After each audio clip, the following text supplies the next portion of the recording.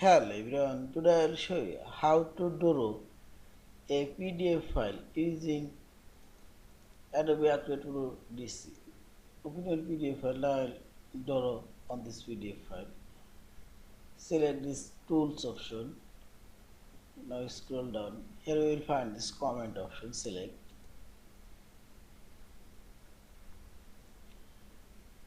Now here you will find this drawing option. You can draw this line, arrow, rectangle. Also here you will find this drawing tool and draw. Now you can increase this drawing thickness. Also you can change drawing color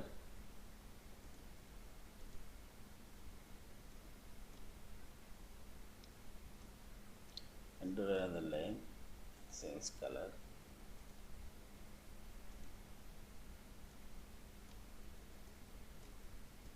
And see this.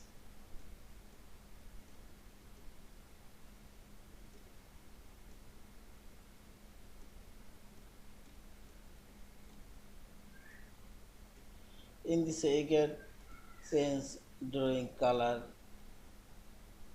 and increase drawing line thickness. Also you can edit this drawing, this eraser tool. You can move a specific drawing and see this.